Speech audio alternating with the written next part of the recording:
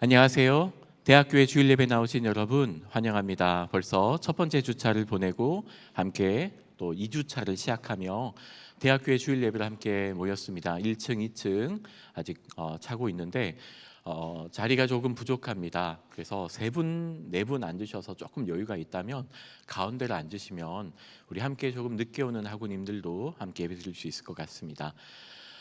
이제 우리의 분주한 마음을 잠시 내려놓고 함께 예배 자리로 나아갈 텐데요.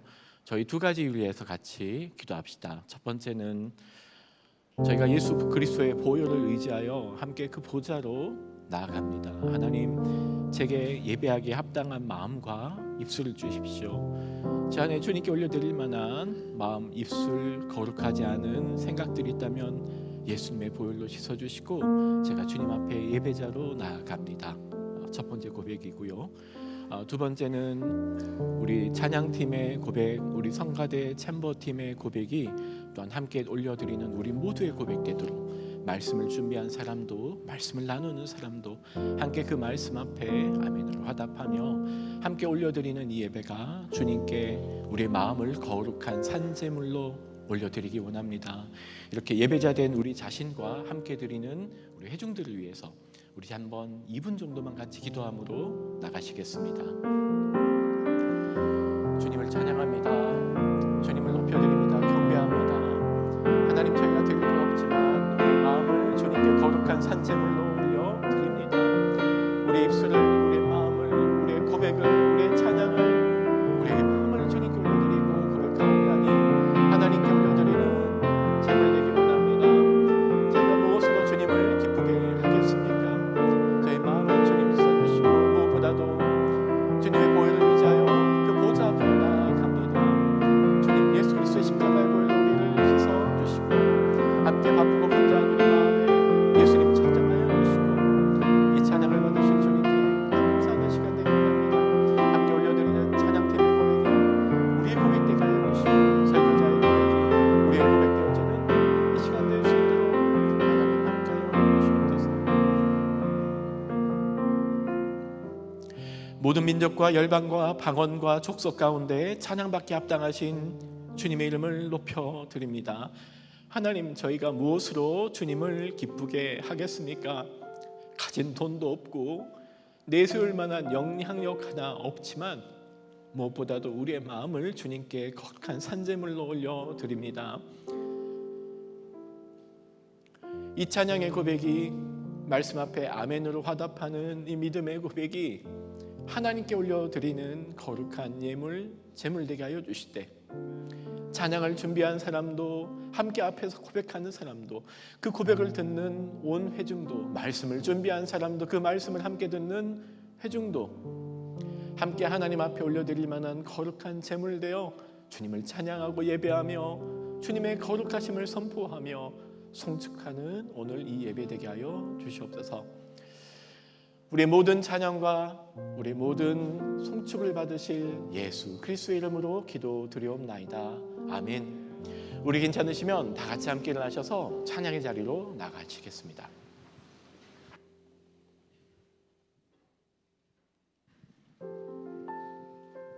저희 모든 것을 내려놓고 오직 주님만을 찬양하는 저희가 되기 원합니다.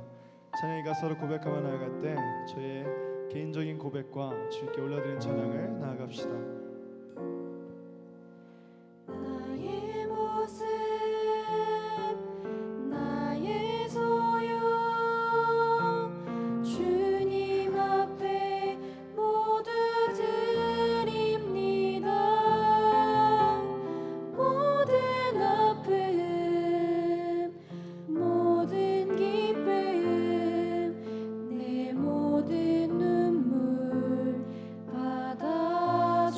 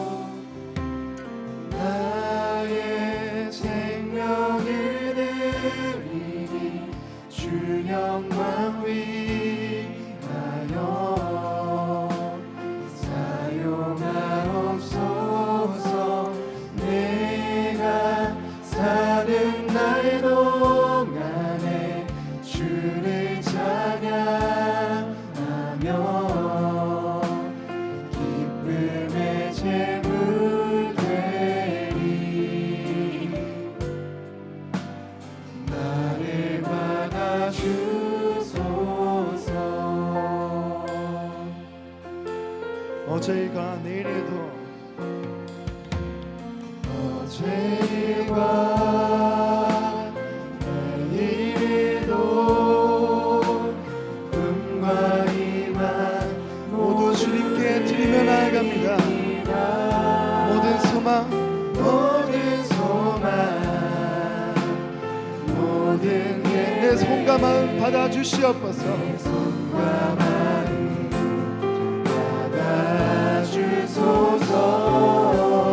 나의 생명을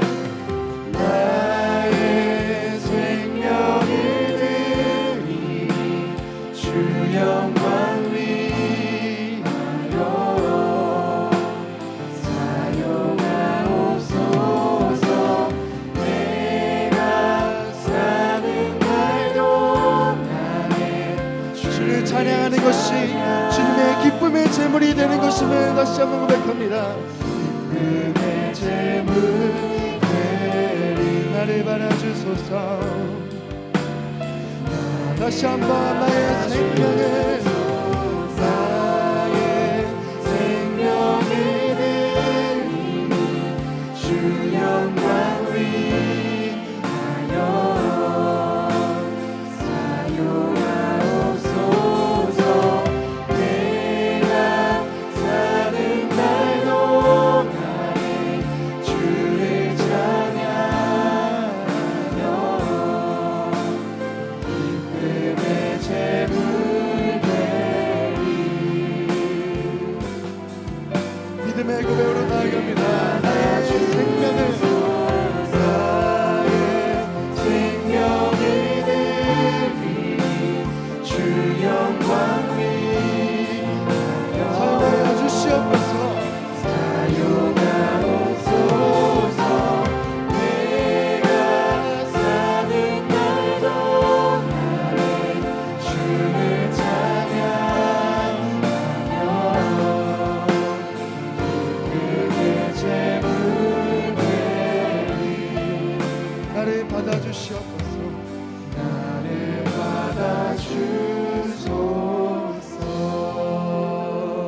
저의 찬양을 받아줄 주님께 박수로 나아갑니다.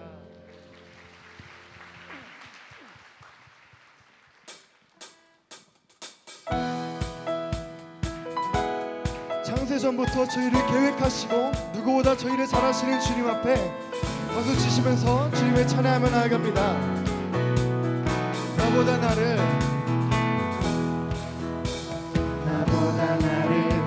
잘 아시는 주님, 내가 주를 떠나 어디로 가겠나이까. 나 어딜 가든지 주의 손이 나를 인도하시며 주의 오른손이 나를 붙드시리다. 나를 창세전부터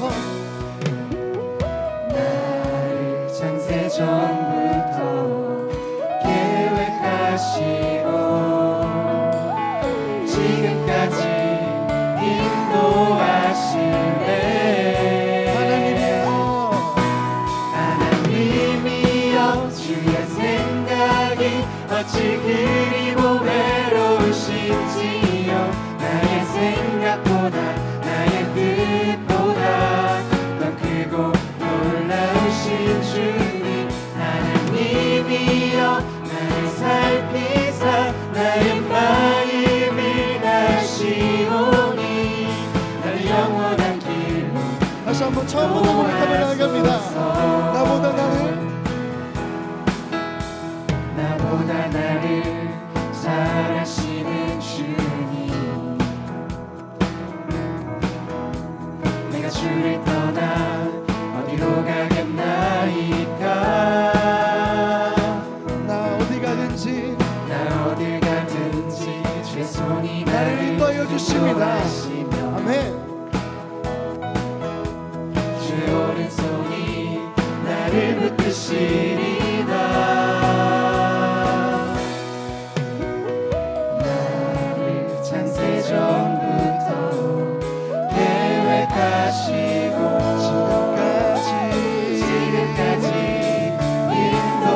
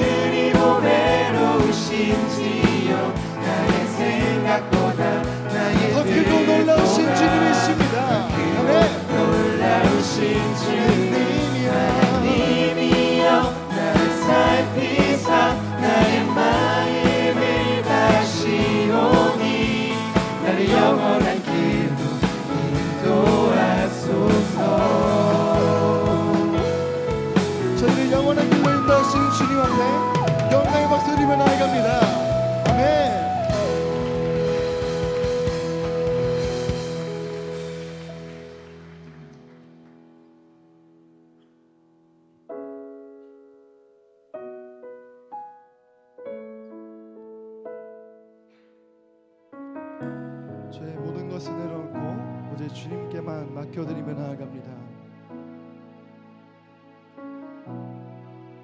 다 함께 고백하며 나아갑시다. 주님 손에 맡겨드리리. 주님 손에 맡겨드리리. 나의 삶 주님께. 주님 손이 나의 삶 붙드네. 나 주의 것 영원히. 내가 믿는 분, 내가 믿는 분 예수. 내가 속한 분 예수. 삶의 이유 되시네. 내 노래 되시네. 전심으로 주와 함께 걸어가리라. 주와 함께 걸어가리라. 모든 길을 주시네. 주 뜻 안에 나 살아가리. 주의 약속은 영원해. 아멘. 주님, 제가 믿는 분은 예수님이십니다. 내가 믿는 분 예수. 내가 속한 분 예수. 삶의 이유 되시네. 내 노래 되시네. 내가 믿는 분 예수. 내가 속한 분 예수. 삶의 이유 되시네. 내 노래 되시네. 전심으로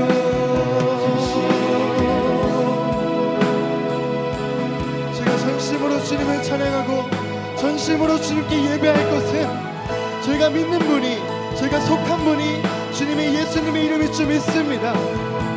제가 주님의 영광을 찬양하며 주님의 영광을 위해서 경배하는 삶을, 경유하는 삶을 주님께 맡겨드리며 나아가기 원합니다.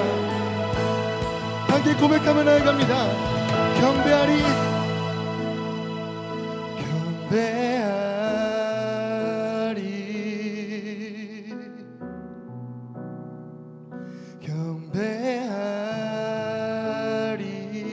경배하리라.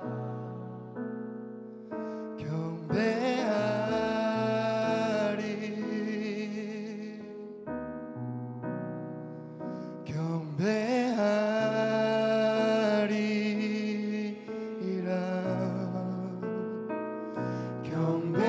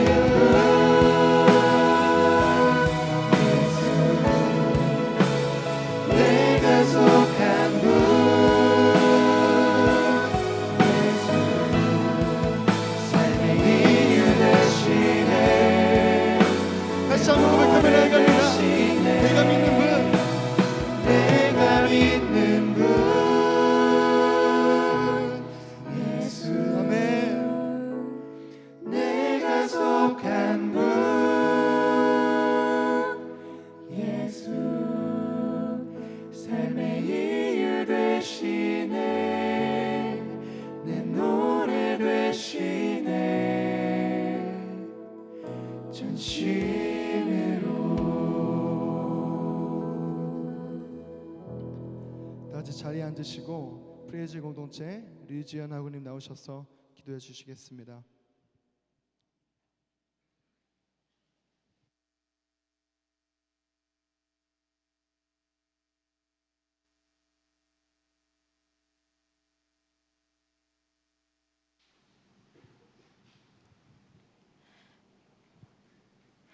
사랑과 은혜가 풍성하신 하나님 아버지, 봄학기의 첫 주차를 감사로 보내게 하시고 다시 이 자리 가운데 나올 수 있도록 인도해 주심에 감사드립니다.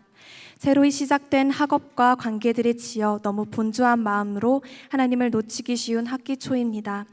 하나님과 동행하는 삶을 온전히 누리지 못했던 부족한 모습들을 이 시간 다시 한번 주님 앞에 내려놓길 원하니 삶의 주인은 사람인 나 자신이 아닌 오직 예수 그리스도 한 분뿐이심을 진정으로 고백할 수 있도록 모든 순간을 주의 보혈로 덮어주시옵소서. 또한 너무나도 다른 모습, 다른 생각, 그리고 다른 환경에서 살아가던 우리들을 이곳 한동 가운데 모이게 하시고 주 안에서 하나됨을 누리게 하심에 감사드립니다. 한동에서의 삶을 통해 하나님과 더욱더 가까워지기를 원하오니 이곳 가운데 우리를 주의 자녀로 세우신 이유를 깨달을 수 있는 지혜와 힘도 가득히 부어주셔서 세상에 딛는 걸음걸음마다 빛과 소금의 역할을 능히 감당할 수 있는 주의 자녀가 될 수 있도록 우리의 모든 발걸음을 인도하여 주세요. 그리고 그 길을 기꺼이 순종하는 마음 품을 수 있도록 메마른 삶을 단비처럼 촉촉히 적셔 주시옵소서. 오늘 말씀을 전하실 목사님께도 성령의 기름을 가득히 부어주셔서 말씀을 선포하실 때 듣는 저희가 귀를 열고 영의 양식을 가득히 체험받기를 소망합니다. 그리고 그 말씀을 단순히 듣는 것에서 끝내는 것이 아니라 우리의 머리 되신 예수 그리스도를 묵상하며 주님의 은혜로 단단히 세워진 거룩한 삶을 누릴 수 있도록 도와주세요. 모든 영광 찬양받기에 합당하신 하나님께 감사드리며 우리 주 예수 그리스도의 이름으로 기도드립니다. 아멘. 아멘.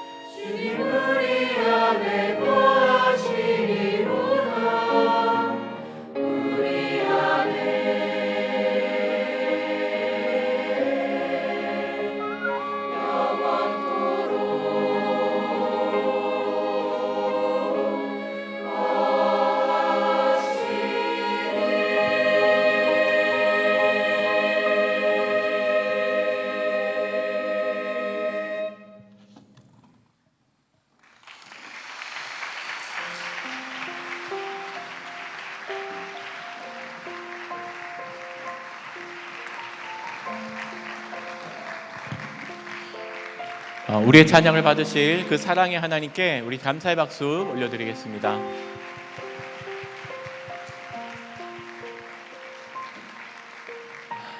대학교 1주차 주일 예배 나오신 여러분 환영합니다. 우리 옆에 모르는 분도 앉아 계시고 또 아는 분도 계시고 우리 2층에도 많은 분들 계신데요. 잠깐 어색할 수 있겠지만 잠깐 앞뒤 보시면서 눈인사 잠깐 할까요? 안녕하세요. 잘 오셨습니다. 잘 오셨습니다. 우리 재학생분들도 지난주 월요일, 화요일부터 시작해서 이제 첫 번째 주차를 보내셨는데 어떠셨어요? 괜찮으셨어요? 네, 저는 심한 목감기로 이제 목이 다 헐어서 조금 고생했지만 재밌고 즐거운 한 주 보냈습니다. 이번 주 끝까지, 이번 학기 끝까지 하나님의 인도 받는 저희 다 되길 바랍니다. 먼저 함께 예배드리는 우리 서로를 바라보며 우리 환영의 축복 같이 부르시겠습니다. 같이 손을 뻗고 찬양할까요? 당신은 하나님의 언약 안에 있는 축복의 통로 당신을 통하여서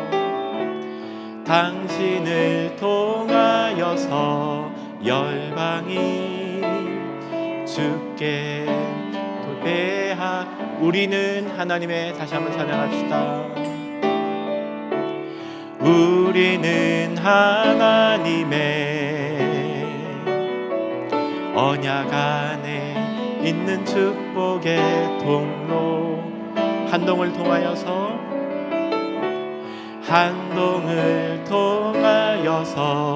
열방이 주께 예배하게 되리. 우리 그렇게 일하실 하나님께 감사의 박수 드립시다.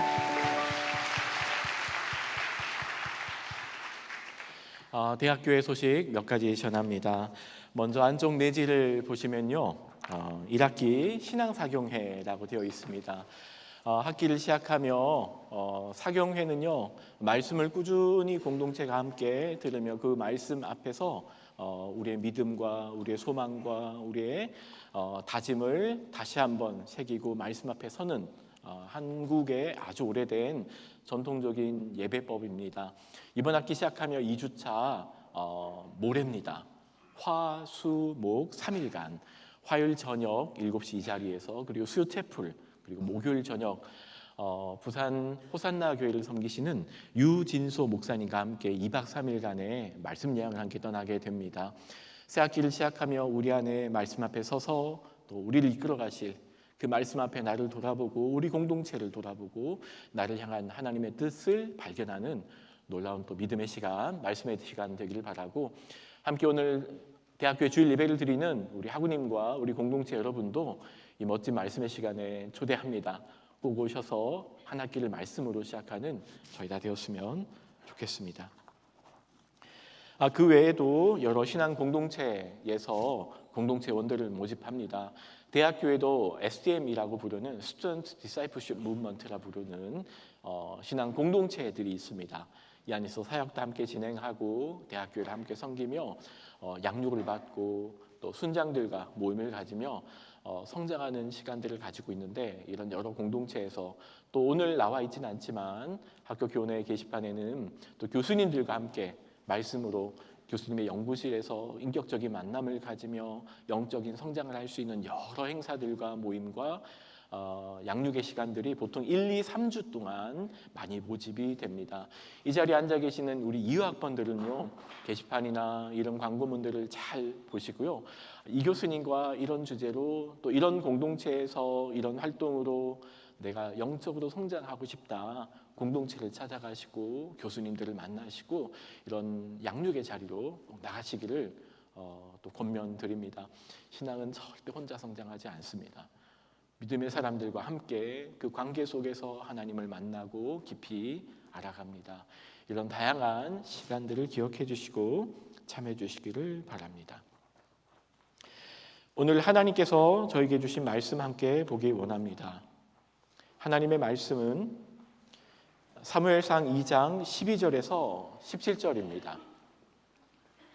사무엘상 2장 12절에서 17절입니다. 본문이 길지 않습니다. 우리 다 같이 하나님의 말씀 한 마음과 한 목소리로 함께 선포하겠습니다. 시작. 엘리의 아들들은 행실이 나빠 여호와를 알지 못하더라.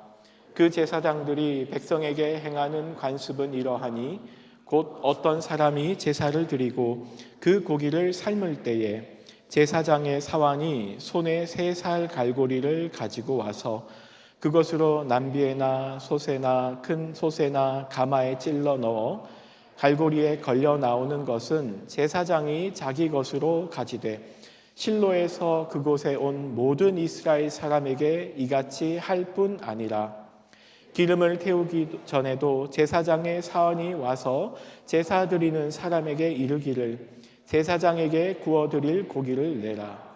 그가 내게 삶은 고기를 원하지 아니하고 날 것을 원하신다 하다가 그 사람이 이르기를 반드시 먼저 기름을 태운 후에 내 마음에 원하는 대로 가지라 하면 그가 말하기를 아니라 지금 내게 내라. 그러지 아니하면 내가 억지로 빼앗으리라 하였으니 이 소년들의 죄가 여호와 앞에 심히 크면 그들이 여호와의 제사를 멸시함이었더라. 아멘. 한 가지 안내 더 드립니다. 이번 주부터 사순절이라고 하는 절기가 시작합니다. 사순절은요, 예수 그리스도의 십자가 고난을 기억하며 예수님의 발걸음을 함께 우리도 따라가겠다고 다짐하며 예수님의 고난과 수단을 기억하는 절기입니다. 그 사순절이 첫 시작하는 날을 재의 수요일이라고 부릅니다. Ash Wednesday. 재라고 하면 어떤 의미가 떠오르세요? 사순절의 40일은 보통 어떻게 기억하냐면요, 예수님의 부활 전 40일을 하는데 주일은 빼고 계산을 합니다. 왜냐하면 초기 기독교는요, 일요일이라고 하는 독특한 시간을 예수님의 부활을 기억하며 함께 모여 예배를 드렸거든요. 그래서 매 주일을 작은 부활절이라고 불러왔었어요. 그래서 사순절을 계산할 때는 주일을 빼고 그러면은 66에 36 그리고 4가 모자라잖아요. 그래서 4일 더해서 하나씩 빼나가면은 수요일을 시작하게 됩니다. 아시겠죠? 그래서 그 사순절이 시작하는 수요일을 재의 수요일, Ash Wednesday라고 부릅니다. 이날은 왜 Ash Wednesday라고 부르냐면요, 검게 태운 재를 보통 종려나무 가지를 검게 태우고요, 그 재를 이마에 이렇게 바릅니다. 그리고 재는 여러 가지를 상징합니다. 창세기 3장에 인간의 그 죄와 죽음의 잔해물들. 그래서 하나님께서 너희는 재니 흙이니 재로 흙으로 돌아갈지니라 말씀하시죠. 그 인간의 죄의 결과 부산물인 재. 그리고 또 구약 성경에는요, 수많은 믿음의 사람들이 재 위에 재를 머리에 뿌리며 기도하고 회개하고 하나님께 나아가죠. 그래서 우리의 죄 앞에서 우리를 구원한 하나님께 나아가며 또 구원에 감사하며 이마에 이렇게 작은 재를 십자가 모양으로 그리기도 합니다. 그래서 재수요일이라고 부릅니다. 조금 멀게 느껴지고 벌써 학기 초이라 낯설게 들리시겠지만 이번 주부터 시작되는 사순절, 그리고 부활절까지 그 예수님의 고난, 죽으심, 그로 인한 놀라운 하나님의 구원에 함께 동참하며 보내는 사순절 되기를 바랍니다. 오늘 함께 사무엘상 2장을 읽었습니다. 저희는 이번 학기 사무엘서를 함께 매주마다 한 장씩 함께 훑어나가고자 합니다. 지난주 한나의 기도로 함께 살펴봤었습니다. 아이를 가질 수 없었던 불임의 한나는 단순한 개인의 이야기가 아니었습니다. 더 이상 하나님을 향한 그 믿음을 다음 세대로 전파할 수 없는 암울하고 끔찍한 그 세대를 보여주는 인물이 또한 한나이기도 합니다. 하지만 한나는 그 절망과 좌절의 자리에 그냥 머물러 있지 않고요, 여호와 앞에 일어나 서기 시작합니다. 한나가 일어나 그 작은 믿음의 한 발자국을 하나님은 쓰시고 하나님은 이 세대를 밝혀나갈 새로운 동이 터울을 하나님 나라의 마중물로 밑거름으로 그 한나의 일어섬을 사용하셨죠. 오늘은 2장을 함께 보게 됩니다. 우리의 작은 순종, 믿음의 한 걸음이 나도 모르는 사이에 역사의 주관자 되신 하나님 나라의 그 마중물로 밑거름으로 써질 수 있다는 건 많은 메시지를 줍니다. 우리 함께 하나님 앞으로 나아가 한 걸음 일어섭시다. 그 작은 우리의 일어섬을 하나님은 사용하실 겁니다. 한나가 민족을 품고 기도하지 않았습니다. 하나님, 나도 아이 가지고 싶어요. 그 작은 기도였지만 하나님은 그 여인의 울부짖는 눈물과 고통과 절망을 하나님 나라의 밑거름으로 쓰셨죠. 우리도 그렇게 하나님 앞으로 한 걸음 나아갑시다. 오늘은 2장입니다.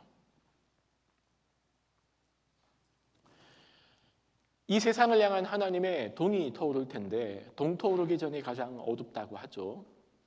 한나를 통하여서 그 민족의 가장 어두운 모습을 보여줬던 것이 1장이라면 2장에서는요. 그 한나가 살았던 사무엘이 활동하기 시작하기 전에 그 사사기 말기의 이스라엘이 얼마나 어두웠는지를 구체적인 사례를 통해서 그 시대상을 보여주는 본문이 2장입니다. 도대체 불임으로 고통받던 한나가 대표하던 그 사사기 말기 시대는 도대체 어떤 시대였나? 왜 그렇게 어두웠나? 왜 사사기는 자기 소견에 옳은 대로 살아가던 시대라고 말할 만큼 어두운 시대였나를 구체적인 사례를 통해 보여줍니다. 그 구체적인 사례가 오늘 본문에 있는 엘리와 그의 두 아들의 이야기입니다. 12절 이렇게 시작합니다. 엘리의 아들들은 행실이 나빠 요아를 알지 못했다. 아무 설명이 없어요. 그냥 엘리의 아들들은 이름도 소개하지 않고요. 그냥 엘리의 아들들이 누가 있었는데 어린 시절이 뭐 있고 아무 관심이 없습니다. 그냥 엘리의 두 아들은 행실이 나빴다. 행실이 나빴다라는 본문은 한국말로 조금 의역한 표현입니다. 영어 성경을 보잖아요. 굉장히 다양하게 번역을 합니다. 개역 한글 성경에는 불량한 사람들이었다. 불량자였다. NIV 성경에서는요. 엘리의 아들들이 wicked man이었다. 킹 제임스 버전에서는요. evil이었다. corrupt 했었다. ESV가 NISV는 엘리의 아들들은 worthless man이었다. 가치 없는 사람이었다. 이게 다양하게 번역이 되잖아요. 다양하게 번역이 된다는 말은 이 히브리어 말씀이 가지고 있는 의미가 풍성하다는 걸 의미할 겁니다. 직역하면 벨리알의 아들이었다. 벨리알이 뭔지를 잘 모르는 거예요. 그래서 영어 성경 중에 대다수 성경은 무익한 사람들, 한국말로 직역하면 쓸모없는 인간들이었다라고 번역을 합니다. 굉장히 험한 표현이에요. 누군가가 우리에게 이 쓸모없는 것, 굉장히 자존심 상하죠. 우리가 누군가를 향하여 이 쓸모없는 인간아, 이 쓸모없는 것, 이 무익한 것이라고 말하는 표현은요, 성경의 세계에서도 굉장히 거친 표현입니다. 예수님의 비유에서도 히브리 말을 그리스어로 번역하긴 했지만 같은 표현이 나옵니다. 이 무익한, 충성되지 못한 종들을 향하여 썼던 표현이죠. 쓸모없다, 무익하다, 같은 표현입니다.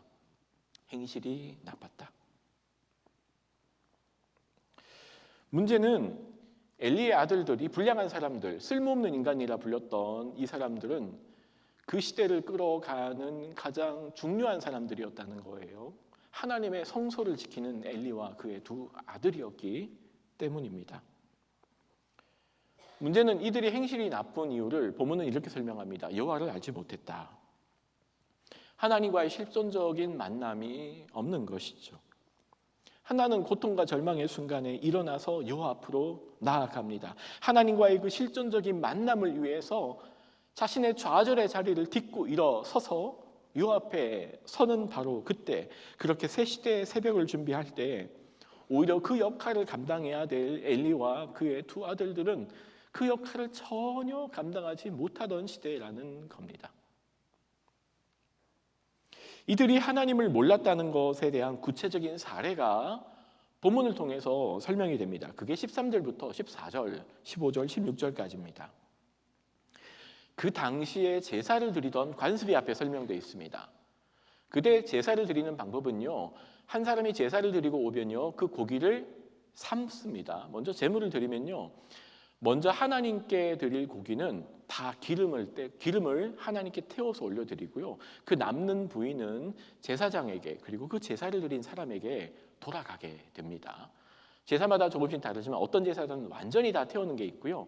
어떤 제사장, 어떤 제물에 따라서, 어떤 제사에 따라서는 그걸 제사장에 가져가고 그 제물을 드린 사람에게 드려집니다. 근데 문제는 고기를 삶을 때 제사장의 사환이 손에 3살 갈고리를 가지고 와서 냄비, 큰 솥 가마에 찔러 넣어서 갈고리에 걸려 나오는 건 다 자기 것으로 가져가더라는 거예요.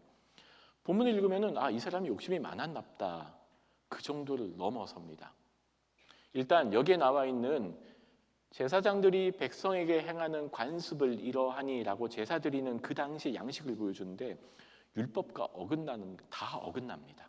하나도 말씀대로 제사가 드려지지 못했다는 것을 보여줍니다. 그냥 아무렇게나 제사를 드렸다는 말과 똑같은 표현이에요. 기름은 태워서 하나님께 드리고 나서 고기를 삶을 때 제사장이 그걸 갈고리를 찔러 넣어서 가지고 가고 나머지는 제사를 드리는 예배자에게 주어진다는 건데 이런 관행은 율법과 하나도 맞지 않는 제사법이었습니다. 사사시대는요 말씀이 전혀 지켜지지 않았다는 걸 보여줍니다. 그냥 지 마음대로 드리는 예배를 보여줍니다. 그냥 내가 원하는 방식대로 꼭 그렇게 해야 돼요? 꼭 그런 순서를 따라서 제사를 드려야 되나요? 꼭 그렇게 불로 태워야 되나요? 물에 삶으면 안 돼요? 내가 원하는 방식대로 제사를 드리고 예배를 드리던 암울한 시대, 하나님의 말씀이 하나님의 규례가 무시받던 시대를 보여줍니다. 더더군다나 엘리의 2 아들이 보여준 행태가 가관입니다. 이렇게 무너지고 망가진 예배마저도 이 엘리의 2 아들들은 제사장들은 그 예배를 내 욕망 추구하는데 기꺼이 사용해버립니다. 여기 보시면 갈고리가 나오잖아요. 근데 그 갈고리가 몇 갈고리가 있었대요? 3살 갈고리예요. 탐욕을 보여줍니다. 그냥 갈고리 하나만 있어도 괜찮아요. 근데 3살 갈고리는 몇 배를 더 가져가겠다는 거예요. 내가 3배나 더 많이 가져가겠다고. 그 제사장의 무너진 탐욕을 보여줍니다. 자, 제사를 드리고 났는데 그 고기를 삶는데요. 절대 제사는 고기를 삶으면 안 됩니다. 하나님께 태워서 드려야 되는 겁니다. 자, 근데 그 삶는 솥이 몇 개가 나왔죠? 혹시 반복되는 표현 보셨습니까? 14절에 보면요. 솥이 몇 개가 나오나요? 4개가 나옵니다. 냄비, 솥, 큰 솥, 가마. 뭘 보여주나요? 이들 제사장의 그 탐욕스러운 욕망을 보여줍니다. 하나님의 말씀은 다 사라졌고요. 그냥 내가 드리고 싶은 방법과 방식대로. 꼭 그렇게 예배해야 돼요? 꼭 그렇게 해야 되나요? 이렇게 하면 안 돼요? 내가 원하는 방법과 내 방식대로, 내 보기에 옳은 대로. 3살고리 그 욕망의 갈고리를 가지고 여러 솥에다가 내 욕망을 채워가는 모습을 보여줍니다. 제사는, 예배는 이 당시에 하나님과 그의 백성들이 만날 수 있는 유일한 수단이었어요. 하나님이 백성과 만날 때 어떤 방식으로 만나는가 단 하나밖에 주어지지 않았어요. 그들에게 하나님께서 예배와 제사를 통하여 성소에서 그들이 하나님께 올려드리는 그 예물과 제물과 예배와 제사를 통하여 하나님과 만나는, 그래서 제사장은 하나님 앞에서는 큰 특권을 가졌습니다. 그럼에도 불구하고 이 엘리의 아들들은 자신의 권력을 이용해서 제사장이 하면 안 될 죄를, 재물을 가로채고 그 재물을 가지고 온 사람들을 협박하며 닥치는 대로 낚아가며 자신의 욕망의 수단으로 그 놀라운 하나님과의 유일한 예배라고 하는 제사라는 수단을 오염시키고 나가던 시대를 보여줍니다. 그럼 이제 하나님을 우리는 어떻게 만납니까? 만날 길이 사라진 겁니다.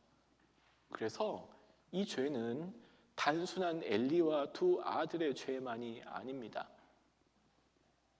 민족적인, 국가적인 범죄였던 것이죠. 더 이상 누구도 하나님을 만날 수 없던 시대. 제사는 하나님과 사람을 연결하는 유일한 만남의 장소입니다. 그래서 회막이라 부릅니다.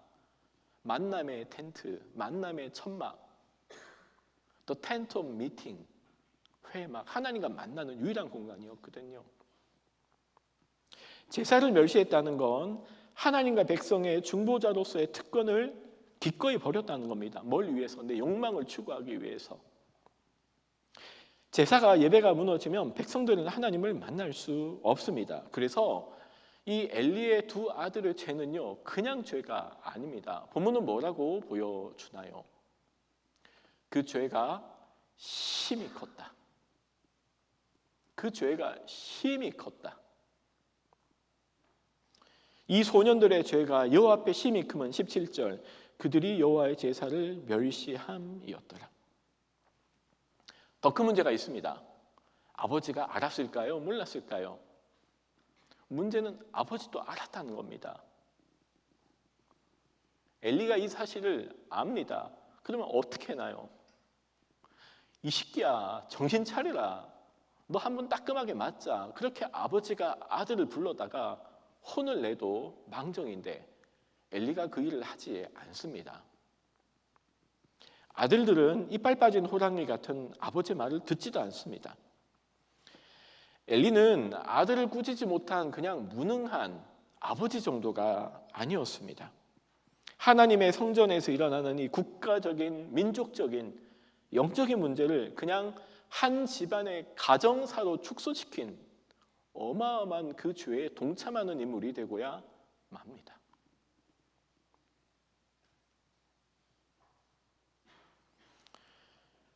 엘리라고 하는 한 가족의 해프닝만이 아닙니다. 이스라엘의 가장 최고 영적 지도자로서 그 지도부에서 일어난 죄의 악이었죠.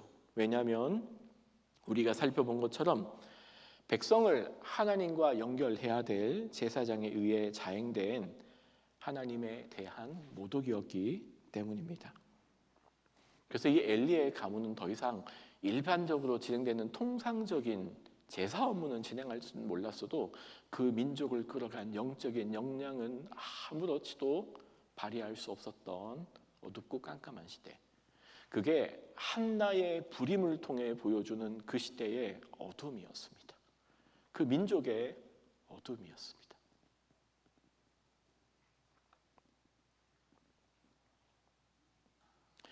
본문의 12절과 17절은 일종의 수미상관으로 연결이 됩니다. 행실이 나빠 여호와를 알지 못했다는 17절에 그들이 여호와의 제사를 멸시했다라는 문장으로 함께 이어집니다. 왜 이런 일이 생겼습니까? 이유는 딱 하나입니다.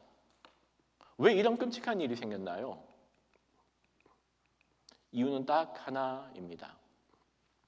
그들이 하나님을 알지 못했기 때문입니다. 자, 그러면 본문을 통해서 알게 되는 이 사무엘기가 보여주는 그 사사기 말기의 어둡고 깜깜한 시대의 가장 큰 특징은 뭔가요? 하나님을 알지 못하던 세대입니다. 하나님을 알지 못한 세대. 히브리어가 생각보다는 어렵지 않습니다. 앞에 죄송합니다. 그냥 제가 히브리어를 그냥 가져왔습니다. 맨 앞에 로라고 점 보이시죠? 점은 모음입니다. 보통 모음은 적혀 있지 않습니다만은 점 보이시죠?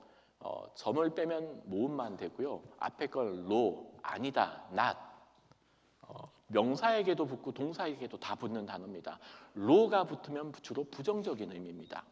안미는 백성이거든요. 로안미는 백성이 아니다 이런 뜻이 되겠죠.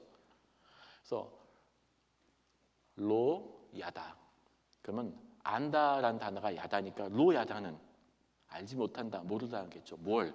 at 목적어가 나옵니다. 아도나이 하나님을 여호와를 굉장히 분명합니다. 그 시대는 하나님을 알지 못한 시대였습니다. 그러고 보면 이 하나님을 안다라고 하는 표현은 사사시대 여러 번 반복되는 표현입니다. 대표적인 구절 사사기 2장 10절인데요. 글씨가 조금 작지만 혹시 보이시나요? 2장 10절 같이 읽어볼까요? 시작. 그 시대 사람도 다 그 조상들에게로 돌아갔고 그 후에 일어난 다른 세대는 여호와를 알지 못하며 여호와께서 이스라엘을 위하여 행한 일도 알지 못하더라. 사사기가 보여주는 그 깜깜하고 어둡고 자기 소견에 옳은 대로 살던 시대는 이렇게 정의가 됩니다. 여호와를 하나님을 알지 못하는 세대.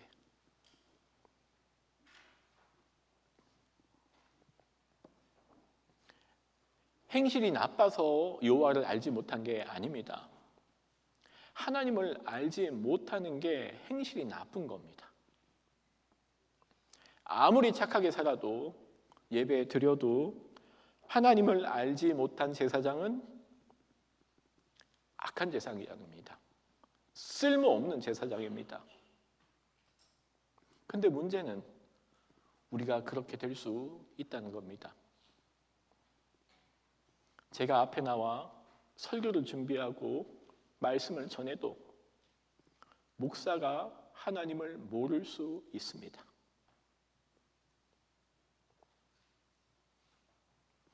하나님을 알지 못하는 목사는 쓸모없는 목사입니다. 그 사람이 아무리 착하게 살아도, 그 사람이 수십 번 예배를 인도하더라도, 문제는 그런 일이 벌어질 수 있다는 겁니다. 이게 단지 사사시대와 사무엘이 살았던 시대만의 문제는 아닐 겁니다. 우리는 본문 앞에서 굉장히 무겁게 우리 자신에게 묻게 됩니다. 나는 하나님을 알고 있나?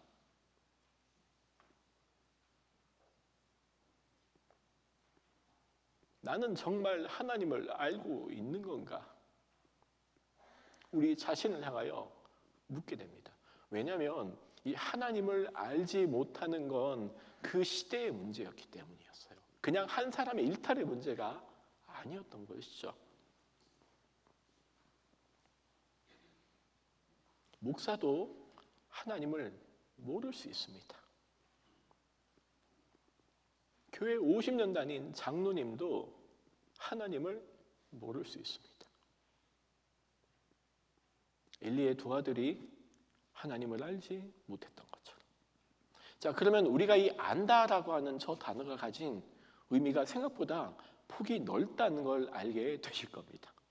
아는 게 그냥 아는 게 아니라는 겁니다. 로 야다 에트 아도나이라고 했죠. 그 야다라는 단어가 이제 안다라는 단어인데 많이 쓰는 표현이에요. 히브리어에서. 몸을 빼면 이렇게 적습니다. 우리나라 이렇게 삐침이 있잖아요. 글자를 적을 때. 그것처럼 히브리어도 그냥 이렇게 삐침으로 적기도 하지만 그냥 Y자처럼 쓰면 그냥 히브리어로 적게 됩니다. 이게 이제 야다라는 단어인데요. 의미가 성경에서 참 많이 쓰입니다. 아는 게 그냥 아는 게 아니에요.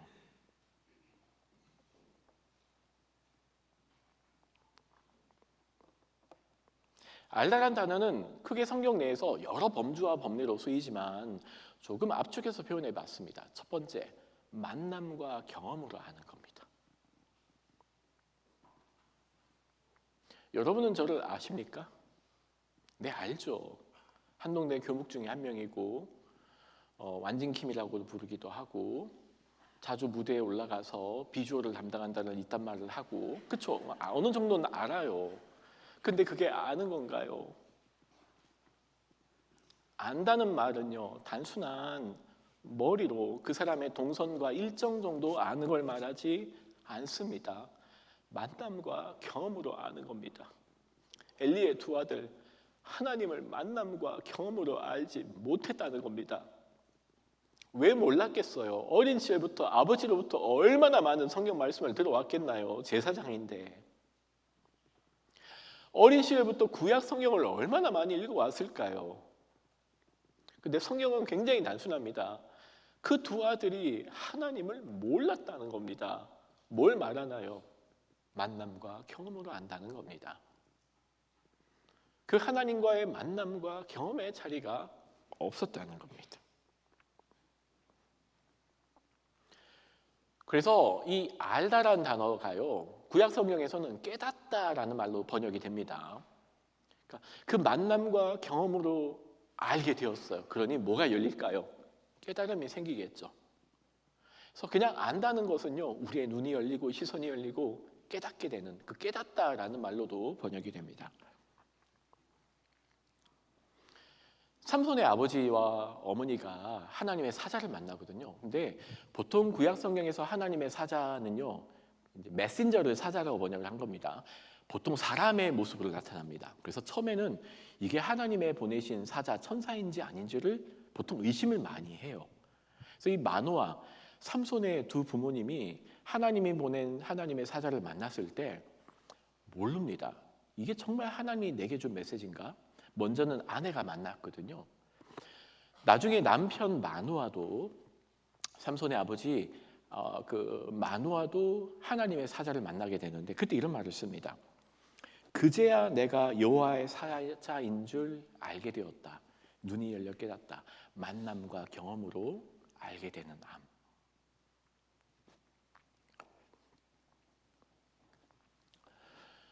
안다는 건 단순한 지식만을 가지고 있지는 않습니다. 두 번째는요, 안다라고 할 때 그 말 안에는 반드시 그 관계 속에서 마음을 쓰고 마음을 기울인다라는 의미가 들어갑니다.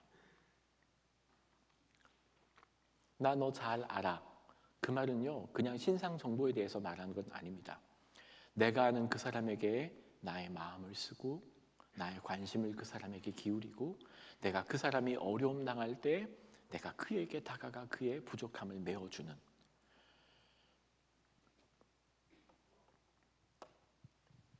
시편에 이런 표현이 많이 나타납니다. 안다는 단어가.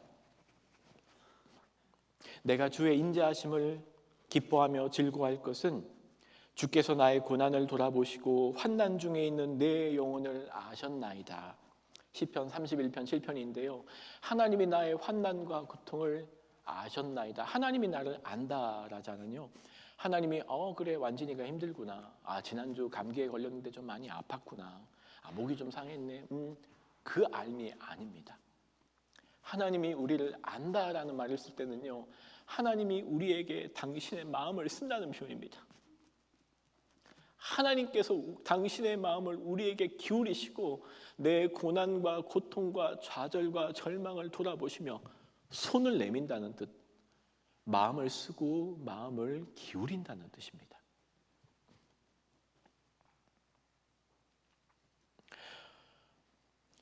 나훔이라는 선지자는 이렇게 고백합니다. 여호와는 선하시며 환난 날의 산성이시라. 그는 자기에게 피하는 자들을 네모 아시나이다.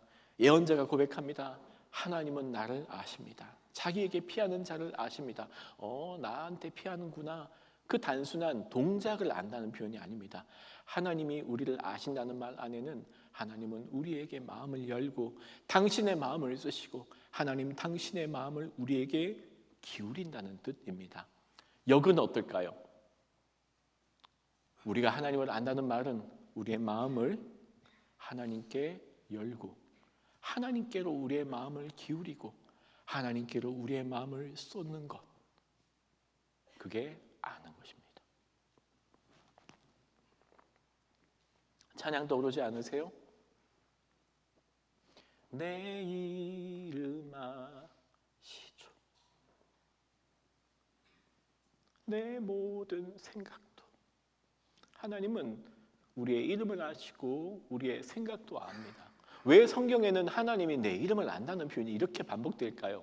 하나님은 우리에게 당신의 마음을 열고 당신의 마음을 우리에게 기울이시고 당신의 마음을 우리에게 쏟으시는 것처럼 우리 역시 하나님에게 우리의 마음을 열고 우리의 마음을 쓰고 우리의 마음을 기울여야 합니다. 그게 아는 겁니다.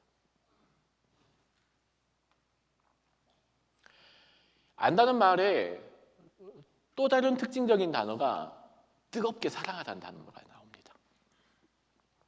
아담이 하와를 알았다. 이때 알다라는 단어가 써요. 아담이 하와를 알았다는 표현, 온 마음으로, 온 몸으로 하와를 뜨겁게 사랑했다는 표현도 함께 쓰입니다. 그래서 보통 주로 부부관계에 쓰이는 단어입니다.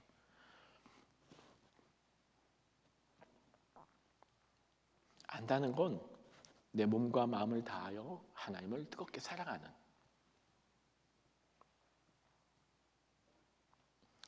하지만 엘리의 아들들은 하나님을 알지 못했습니다. 모태신앙으로, 제사장으로 수많은 예배를 드렸지만 그가 진행했던 제사와 예배는 자신의 욕망을 추구하는 수단으로 밖에 사용되지 못했던 시대. 그게 사사기 그리고 사무엘서가 보여주는 그 시대였습니다. 요약해 볼까요? 왜 그런 엄청난 비극이 하나님을 만나야 되는 성소에서 벌어졌나요? 이유는 단 하나입니다. 하나님을 알지 못했기 때문에.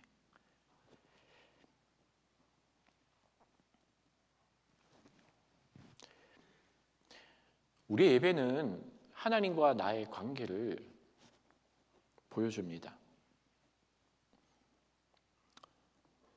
하나님을 만나는 예배가 쉽게 여겨지고 빨리 해치워야, 이거 끝나고 빨리 가서 다른 거 해야 될 무언가로 변질된다면, 심지어 그 예배가 욕망의 수단으로 변질된다면 그건 나와 하나님과의 알을 드러내는 증거가 될 겁니다. 나의 예배는 나와 하나님과의 관계를 보여줍니다. 우리의 채플은 한동이 하나님과 맺는 관계를 보여주는 매개입니다. 이 효암 채플실에서 드려지는 예배는 한동의 영적인 수준을 보여줍니다.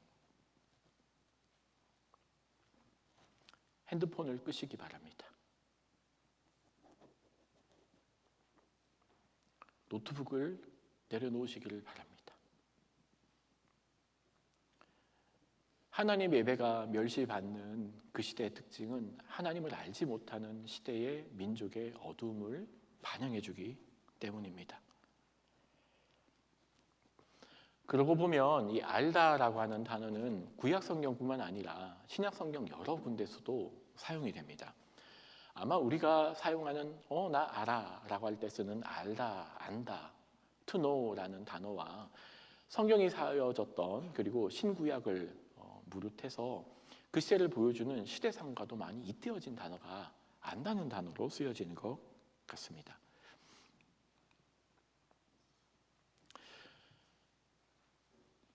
복음서에는 예수님의 오병이어 사건이 기록됩니다. 오병이어 사건은 제가 여러 차례 이야기를 해서 한 번만 더 들어주시기를 바랍니다. 오병이어 사건 때문에 사람들의 열정이, 예수님을 향한 기대가 폭발하게 됩니다.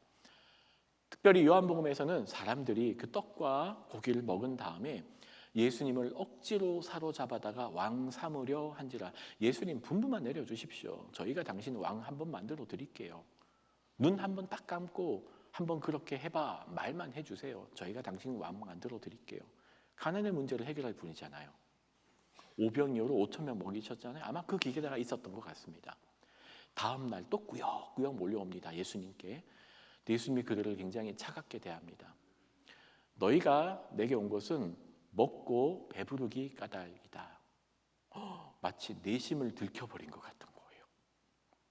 근데 그 말을 듣고 나니 살짝 자존심이 상했던 것 같습니다. 예수님께서 그제서야 나는 생명의 떡이다. 나는 생명의 떡이다. 근데 사람들이 그 말을 듣지를 못합니다.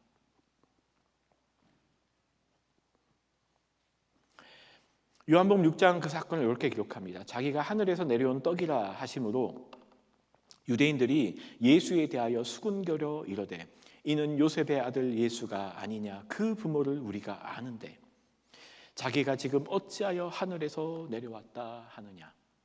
자, 오병이어 맛본 사람들 예수님 압니까? 모릅니까? 압니다. 어릴 때부터 봐왔습니다. 저거 옆집 김씨 아들내미 아니냐, 이런 표현인 것 같은 거예요. 마리아의 아들 아니야? 저 친구 내가 어릴 때부터 다 지켜봐 왔는데 우리 동네에서 지가 생명의 떡이라고? 내가 잘 알거든 예수. 어릴 때 어떻게 살았는지 알거든. 심지어 난 예수 엄마 아빠도 알거든. 이는 요셉의 아들 예수가 아니냐. 그 부모를 우리가 아는데. 오병이어를 맛본 사람들 예수님을 알았지만, 예수께서 만드신 오병이어를 먹었지만 예수님을 알지 못했습니다. 예수를 만나 경험하지도, 마음을 쏟지도, 사랑하지도, 그래서 알지도 못했습니다. 우리도 마치 저 오병이어를 맛본 사람들처럼 될 수 있습니다.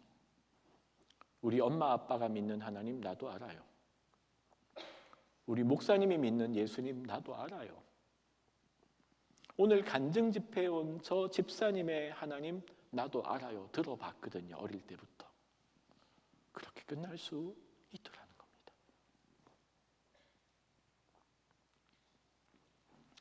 오병이어의 결말은 이렇게 끝이 납니다. 그때부터 그의 제자들 중에 많은 사람이 떠나가고 다시 그와 함께 다니지 아니하더라. 어저께 오병이어 맛봤거든요. 예수님 왕 만들어 드린다고 했거든요. 근데 다음 날 어떻게 됐다고요? 다 떠나가니라. 다 떠나가리라. 알지만 알지 못했던 겁니다. 복음서에는 비슷한 사건이 또 나와 있습니다. 마태마가 누가복음 다 나와 있거든요. 예수님께서 고향에 방문합니다. 나사렛 고향으로 방문합니다. 그래서 거기서 회당에서 말씀을 전하세요. 동네 사람들의 반응이 어떨까요? 이렇게 반응합니다. 안식일이래요 회당에서 가르치시니 많은 사람이 듣고 놀라되 이 사람이 어디서 이런 것을 얻었느냐? 이 사람이 받은 지혜와 그 손으로 이루어지는 이런 권능이 어찌 됨이냐? 이 사람이 마리아의 아들 목수가 아니냐? 야고보와 요셉과 유다와 시몬의 형제가 아니냐? 그 누이들이 우리와 함께 여기 있지 아니하냐? 하고 예수를 배척한지라. 자, 동네 사람들 예수님 알았어요? 몰랐어요? 알았죠. 언제부터 봤나요? 어릴 때부터. 저기 요셉하고 마리아의 첫째 아들내미 저거 내가 어릴 때부터 봐왔거든. 딱 그 표현이에요. 그런데 예수님을 몰랐어요.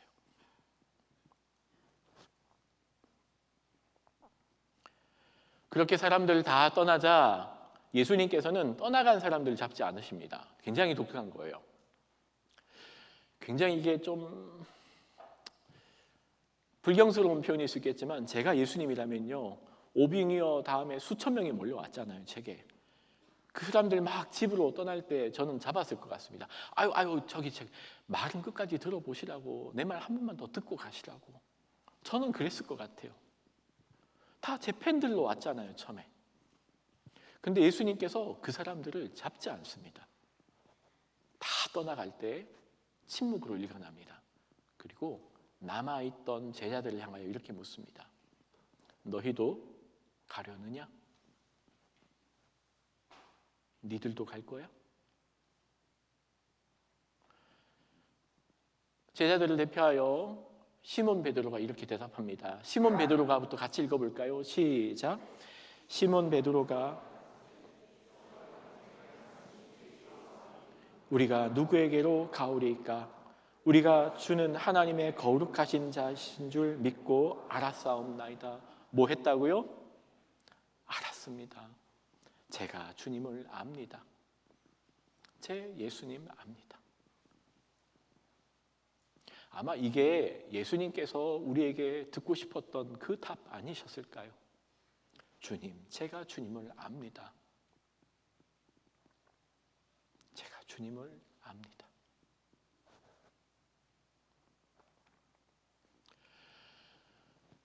구약의 예언자들은 이 세상의 질서를 넘어선 하나님의 말씀으로 인한, 하나님의 이상으로 인한 새로운 계시를 사람들에게 끊임없이 선포합니다. 그 중에 여로보암 2세라고 하는 북이스라엘의 어둡고 깜깜했던 시대에 예언자로 활동했던 호세아 선지자의 말씀입니다. 호세아가 그 민족을 바라보고 그 민족의 문제를 지적합니다. 앞에 나와 있는 호세아서 6장 1절과 6절은 호세아가 살았던 시대에 그 민족적 깜깜한 영적으로 어둡던 시대를 보여줍니다. 여호와께서 이 땅 주민과 논쟁하시니 이 땅에는 진실도 없고 인애도 없고 하나님을 아는 지식도 없고. 6절 내 백성이 지식이 없어 망하는도다. 네가 지식을 버렸으니 나도 너를 버려 내 제사장이 되지 못하게 할 것이요 내가 네 하나님의 율법을 잊었으니 나도 내 자녀들을 잊어버리리라. 하나님 보시기에 어둡고 깜깜한 시대의 특징이 있습니다. 하나님을 알지만 알지 못하던 시대, 아니 기꺼이 그 하나님을 향한 알물 내팽겨치던 시대. 이 시대의 모습은 우리를 또한 돌아보게 합니다. 나는 하나님을 알고 있는가? 나는 그 하나님을 만나 경험하며 나의 마음을 그분께 열고 내 마음을 그분께 쏟으며 나는 그분을 사랑하고 있는가?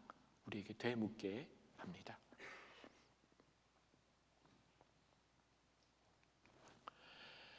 동시대에 활동했던 이사야도 있습니다. 호세아와 같은 동시대에 활동했거든요. 이사야 역시 하나님의 계시로 이 세상을 향한 하나님의 이상을 말씀으로 보여줍니다. 사자와 어린 양이 함께 놀며 튄군. 그 하나님 나라의 놀라운 이상을 보여주거든요. 그런데 그 마지막 구절이 어떻게 끝나냐면요. 내 거룩한 산 모든 곳에서 해됨도 없고 상함도 없을 것이니 이는 물이 바다를 덮은 같이 여호와를 아는 지식이 세상에 충만할 것임이니라. 이사야가 기대하던 하나님의 영에 감동된 이사야가 기대하던 세상이 있습니다. 그 세상은 어떤 세상입니까?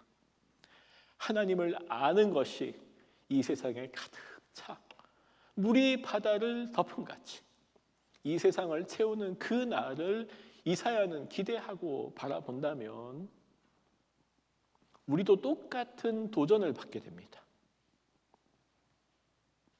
물이 바다 덮음 같이 하나님을 아는 지식이 이 땅에 편만케 되는 그날을 우리는 결코 포기하지 않아야 합니다. 동시에 지금 이 자리 우리 살고 있는 우리 자신을 돌아보며 나는 하나님을 더 깊이 알아가고 있는가 우리 자신에게 물어보고 오늘 한 걸음 일어나 마치 한나가 그랬던 것처럼 여호와 앞에 일어나 서는 그 결연한 한 발자국의 믿음의 자세를 우리에게 요구하게 됩니다.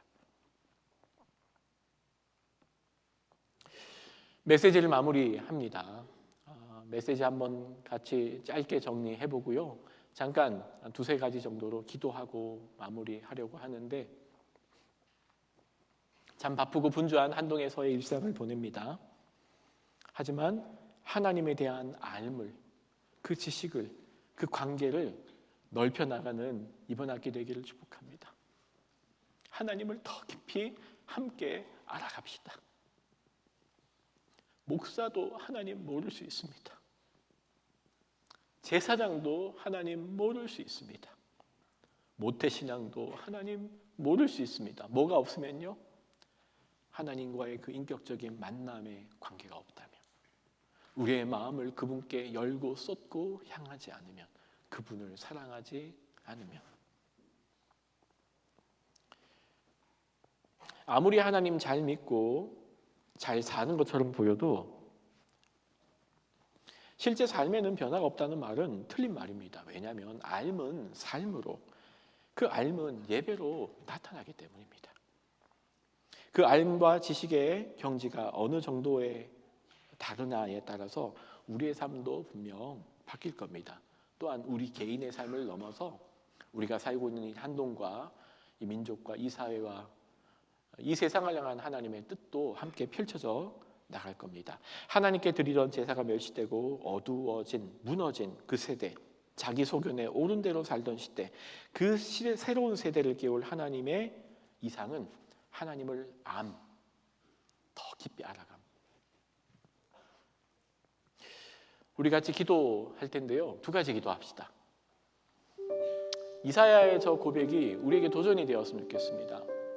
하나님, 참 어둡고 깜깜한 세대, 사사가 살았던 시대, 또 엘리의 두 아들이 제사장으로 살았던 시대, 하나님 저희도 크게 다를 바 없는 것 같아 보입니다. 그럼에도 불구하고 저희로 하나님 나라 이상을 보게 해주십시오.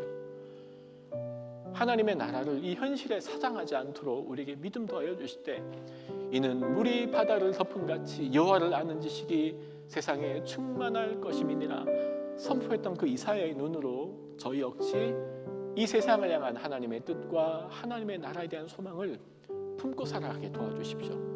우리 함께 기도합시다. 두 번째, 하나님 제가 이번 주 주님을 더 깊이 알아가는 이번 주 되기 원합니다. 제가 예수님을 더 깊이 알아가는 이번 주, 이번 학기 되기 원합니다.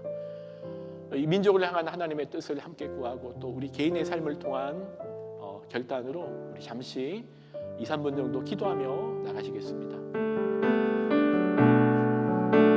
이는 물이 바다 덮음 같이 하나님을 아는 지식이 하나님이 이 세상을 가득 채우리라는 이사야의 예언과 열망과 기도를 하나님 우리가 보게 됩니다.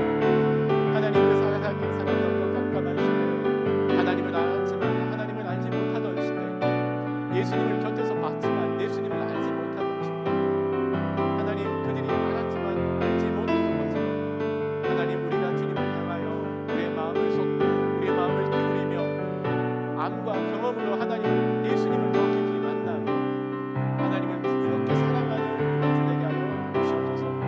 하나님 또한 이번 학기를 주님 돌려드립니다.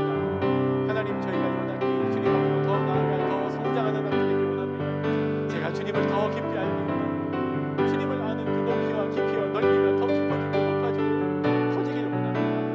하나님 우리의 눈과 마음의 시선을 열어주시옵시고 하나님 우리를 바라볼 수 있는 우리의 신분이 원합니다. 하나님을 아는 그 진리, 그 알미, 그 만남의 경험이, 그 사랑이, 그 넓이와 높이가 날마다 이어나가길 기도합니다. 새만포 새 옷을 입고 요 앞에 섰던 이들과 오시옵시고 하나님께 대세가 드려진 시대 우리 될 수 있도록 하나님 인도하여 주시옵소서. 하나님을 아는 지식이, 알미, 만남과 경험이, 그 사랑이, 그 깊이와 너비와 높이가 날마다 이어져 나가게 하여 주시되, 한나가 그 깜깜한 시대 앞에 절망과 좌절 앞에 주저앉아 있지 않고 한나가 일어나 요 앞에 서니라 그 믿음의 한 발자국을 통하여 이 세상을 향한 하나님의 밑거름으로 마중물로 사용하신 주님을 찬양합니다. 또한 지금도 이 세상을 향하여 끊임없이 믿음으로 한 걸음 내디딜 믿음의 사람들의 그 마중물을 기대하시며 오늘도 주님 앞에 일어나 하나님 앞으로 한 걸음 나아가 하나님을 더 깊이 알고자 매일매일을 살아가기로 결심하는 믿음의 사람을 찾으시는 주님을 또한 찬양합니다. 하나님, 그 하나님이 찾으시는 사람들이 한동의 청년들 되게 하여 주시고 한동의 교수들 되게 하여 주시옵시고 제가 되게 하여 주시옵소서. 하나님 먼 데서 찾지 마시고 이곳 한동에서 그렇게 하나님 나라의 마중물로 믿음으로 반응하는 이 어둡고 깜깜한 세대를 하나님을 향한 그 말씀으로 알아감으로 일깨울 그 사람이 준비되는 또 이 한동 공동체, 한동대학 교회 되게 하여 주시옵소서. 그렇게 하실 주님을 찬양하며 예수님 이름으로 기도드립니다. 아멘. 우리 다 같이 함께 일어나셔서 찬양 부르시며 준비한 예물 하나님께 드리겠습니다. 따로 헌금 바구니는 없습니다. 입구에 있는 헌금함을 이용해 주시기 바랍니다.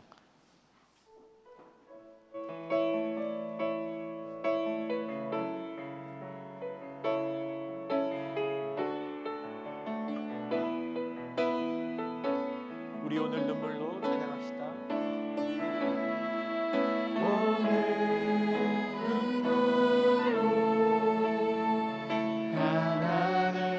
씨앗을 심는다. 꿈꿀 수 없어 무너진 가슴에 저들의 꿈을 다시 돌아나도록 우리 함께 땀 흘려 소망의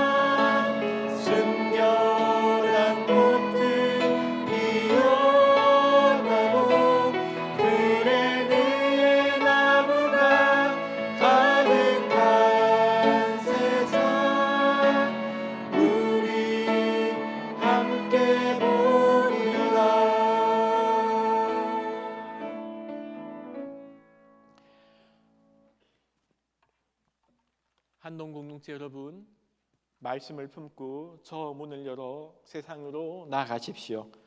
예배가 끝난 것이 아니라 삶의 예배가 시작되는 순간임을 잊지 마십시오. 하나님은 이 세대를 열어갈 하나님의 사람을 찾으시고 부르시고 세우시는 역사의 주관자이십니다. 이제 말씀의 인도하심을 따라 주님 보여주신 삶을 살겠습니다. 날마다 하나님 앞으로 나아가 마음을 쏟아 사랑함으로 하나님을 더 깊이 알아가며 살겠습니다. 물이 바다 덮음같이 여호와를 아는 지식이 세상에 충만하게 없어서 아멘. 이제는 우리 주 예수 그리스도의 은혜와 하나님의 사랑과 성령님의 교통하심이 하나님께 우리의 마음을 열고 쏟아내므로 하나님을 경험과 알므로 더 깊이 알아가며 하나님을 더 깊이 뜨겁게 사랑함으로 하나님을 알기로 결심하는 주님의 모든 백성들 위해 복음과 십자가로 일방을 섬기시는 선교사님과 그 가족 위에 저 동토의 땅 북녘의 모든 성도들 위해 이제로부터 영원토록 함께하옵시기를 간절히 축원하옵나이다. 아멘.